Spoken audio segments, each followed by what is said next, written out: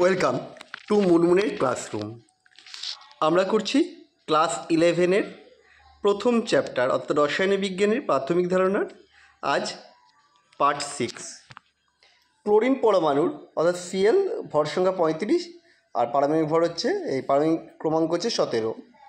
এর 2 গ্রাম পরমাণুতে ইলেকট্রনের সংখ্যা হবে কত হবে 34 মোল ইন্টু অ্যাভোগাড্রো সংখ্যা। ক্লোরিন পরমাণুর 2 গ্রাম পরমাণুতে নিউটনের সংখ্যা, একটাতে নিউটন কত ছিল, নিউটন থাকে 35 বিয়োগ 17 মানে হচ্ছে 18টা করে, দুটো থাকবে কত 36 মোল ইন্টু এনে, অপশান ডি। একইভাবে পরের কোশ্চেন চলে যাই।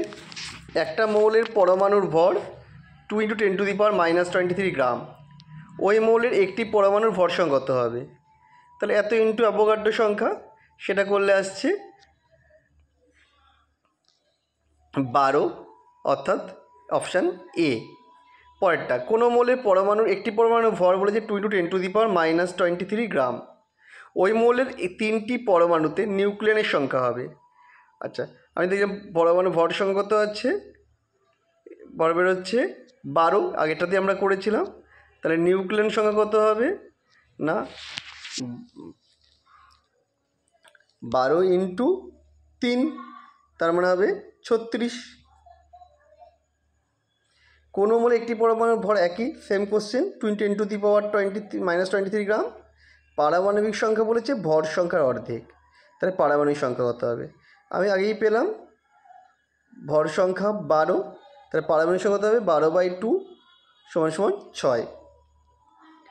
পরেরটাও একই কোশ্চেন, পরমাণুর ভর বলেছে 2 × 10⁻³ গ্রাম, ওই পরমাণুতে ভর সংখ্যা অর্ধেক, মানে পারমাণবিক ভর সংখ্যা অর্ধেক বলেছে প্রোটন সংখ্যা।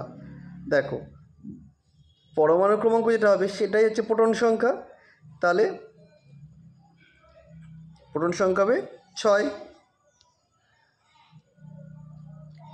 কোনো মৌলে একটি পরমাণুর ভর ওই একই বলেছে, ভর সংখ্যা অর্ধেক সেটাও বললো, ইলেকট্রন সংখ্যা বলছে, ইলেকট্রন সংখ্যাও সেই 6ই হবে, তাই না?